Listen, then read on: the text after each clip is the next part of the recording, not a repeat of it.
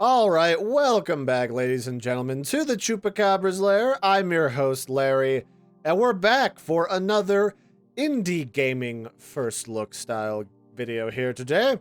Taking a look at Cublast HD, which is made by ThinkFast Studio, and Cublast is a puzzle platforming game that, it's kind of like a side-scrolling one, where you have to go through various levels and reach the end as fast as you can to rank as high as you can on the international rankings. It's a little bit more complex than that, but that's kind of the cross-section or the in a nutshell explanation. The more broad explanation is it's kind of like a game like Portal or Cube, where you got a bunch of different physics janking and manipulating mechanics in the game, but it's distilled down into a 2D platformer where all of the different elements are literal, just basic geometric shapes for simple understanding, but everything in it works particularly well. And it's got a couple different modes. You can play single player, you can play multiplayer, either on co-op or versus. And the way that works is actually up there at the top, you can see add player. It shows the three little slashes. You can hook somebody up either on another part of the keyboard or using your controller, which I thought was kind of cool. Couch co-op is coming back in a big way, or has come back. I say that, but it's already here and it's chilling out and waiting for people to enjoy it. I personally like a little bit of both, couch co-op and internet co-op, but it's good that you have options. So the game is split up into several different chunks. Each one of them has around 10 different levels. There's a total of 8 chunks. That's about 80-ish levels, and each one of them has a score for how close you are to 100% completion. And essentially the way that this works is you load in here and you start as a little ball, and you're literally controlling the tilt of the environment in order to move back and forth. Then you can gather things like that little square here full of pink stuff. And then you want to reach the end, which is denoted by this triangle, which then murders you and takes you to the next level. And then based upon how quickly you do that, it'll give you a time, how many blast points, because that's what that little pink thing was. It was a blast point that you got or how many you missed. And then it'll give you a ranking in the world rank. So basically, the faster you do all of that stuff, the better it will go. So if we just really quickly go from, whoop, there we go, like under 3 seconds. Now we're the first amongst our friends, and I have ranked 73rd worldwide. I think that's kind of cool, you know? Like, there's not a lot to go by in this game. There's not really a particular story, but they show you where you stack up against people internationally, where you get all these different mechanics going, or you try to get the best time for speedrunning or whatever, and it gives you kind of an incentive to improve your time and to replay the game. Almost like back when you played games like Super Mario 64, where you replayed levels multiple times. In this case, you're not really replaying the levels because you need to get extra stars to unlock the the boss thing, where you're gonna fight Bowser, but you know, you get kind of that same gist. They've also got a pretty big community-centric thing for content. So after you've run out of the 80 or so levels with all the crazy mechanics that you play in single player, you can make your own levels, and then you can submit them so that other people will be able to play and rate them and enjoy them. So they've already kind of built in that Mario Maker aspect to the game right from the get-go, which I think is pretty cool.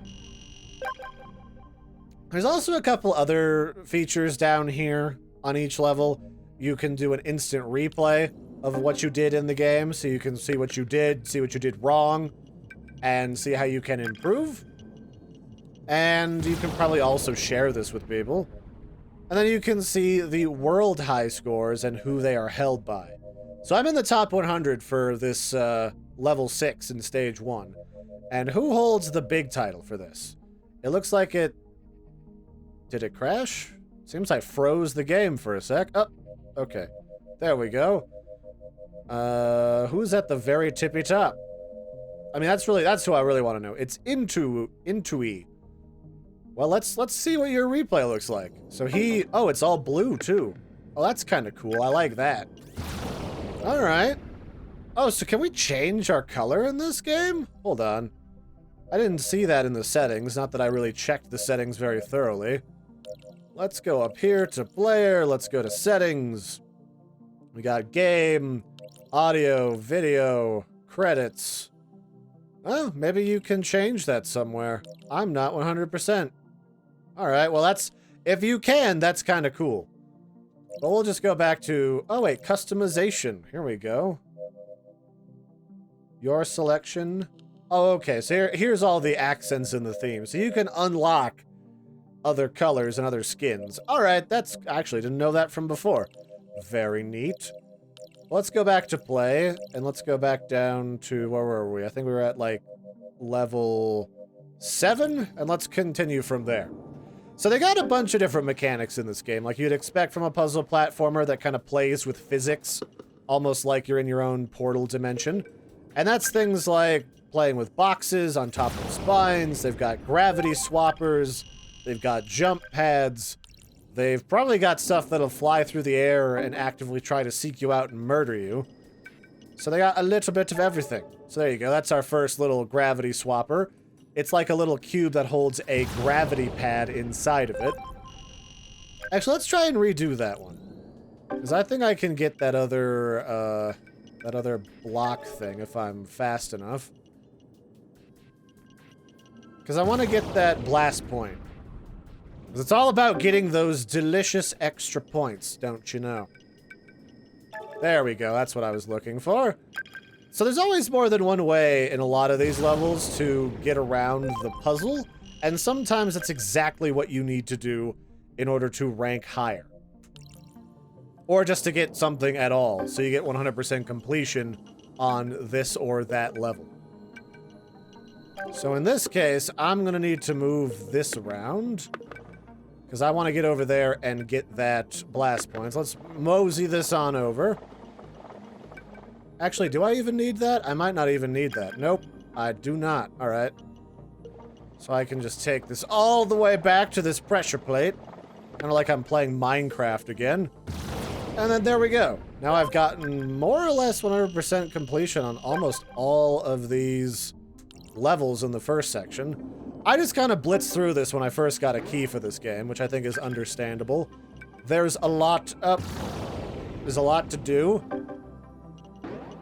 And I mean, there's like, what, 80 plus levels plus whatever the community has cooked up, so there's plenty for you to engage with, I will say. Now, there is some mechanics that I don't feel actually do anything intentionally, like that blue thing right there. I have never been able to touch it, or even, you know, just get the tip in a little bit.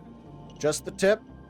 So I think it's just there to, like, distract you, and to also provide some additional ambiance to the game. Okay, oh, so that's, if I complete everything, now I can have the completion artifact of mint. So now I can be mint colored. Okay, so that's how you unlock that. Well, there's actually a reason for you to bother going through and getting 100% on all of these. All right, I'm down to clown with that. So I'm 69th on this one, which is kind of a, you know, it's 69, giggity. Everybody's favorite. Wall jumping is actually a pretty interesting component of this game, too, where you can wall jump once off of pretty much every surface in the game. And then once you've done that, for it to recharge, you have to hit a flat surface again, which is kind of, I think it's interesting. And it's weird that this game, being not a primarily, like, wall jumping platformer, has some of the best wall jumping mechanics in it that I think I've ever played in a game before. So now we have to play Who's Gonna Fall Off the Edge of the World and Die? Starring Larry! Everybody's favorite. There we go. Hop up here. Somewhere there are 4 of those things in here hiding from me. How could you? There's 1. There's... Well, that was gonna be 2, if I was faster about it. Where are they all hiding for realsies? For Rizzle, my grizzle. Come on. There we go. All right. Wait, seriously, where is the fourth one? Is it down here somewhere? I am just rightfully not sure. Hang on, let's go back to the menu. Oh, it's hanging off to the side. So this is something else that drives me bonkers about this game. One of the few things I don't like about it is that this game hides stuff like off screen where you wouldn't necessarily know to go hunt and look, so you kind of have to pop out and look at the level map. Which I guess it could be worse. I mean, if that's the worst thing about a game, you're definitely doing well for yourself, I will say. Oh. Off to oblivion we go. There we go, get that one. Oh, I got a wall jump like immediately after I get knocked away from that. The other thing that kind of messes you up when getting these blast points is the fact that each one of them has its own knockback mechanic to it. So the physics of it knocks you away as you slap into it. So it can be a little bit tricky to try and get it. And I guess the more you die on here, the more murder particles are in the air.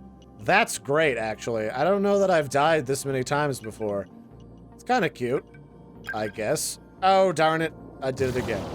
Well, screw it. I don't need to get 100% on all these levels in a single video, but you get the idea. It's Cublast by Think Fast Studios, where you literally have to think fast to get around all of these obstacles. It's a lot of fun. It's very simple, straightforward. I don't think it's doing anything crazy new, per se, but what it does very well, and it's very solid. And I would definitely recommend this to pretty much anybody. Because if I look online here, how much is this puppy dog? This is only $10, and it's got a lot of replayability, especially if you love puzzle games, where you can physically unlock more content from other players, you can make some yourself, and then you have to enjoy the blissful torment that is trying to survive all of it. So that'll be it for this one, ladies and gentlemen. I've been your host, Larry. This has been Cublast HD. Hope you enjoyed this little preview. Check it out for yourselves. The link is in the game, or not the game, but the video description below. And let me know what you think about games like this. Because, I mean, it's not crazy interesting to look at. It's literally just basic polygons. And if I go back to the menu here, and we go all the way back up to the settings, really the only settings that you have are you can kind of change the camera tilt amount, so that when you're moving the ball around, the camera tilt changes, or it doesn't, depending on what you like or what does or doesn't make you feel nauseous. There's audio volume, very basic graphical settings that you could probably turn down, but even jacked up to max, like, I haven't seen a massive change in the graphics quality. Like, it usually looks pretty good, except for when you disable motion blur, depth of field, and the vignette effect. The anti-aliasing is nice, but not crazy. And then there's just credits. There's really not a lot to this game. It's very simple and very straightforward. Actually, do I have VSync turned on? Is that what? Oh, it is. Okay, let's turn you off. That's why occasionally I was not seeing that beautiful bajillion frame rate that I love so much. I'm gonna turn mint colored now. Aw, yeah. Now I'm minty fresh. So yeah, that's it, everybody. Hope you enjoyed. Check this game out for yourselves, and I'll catch you next time. Bye, everybody.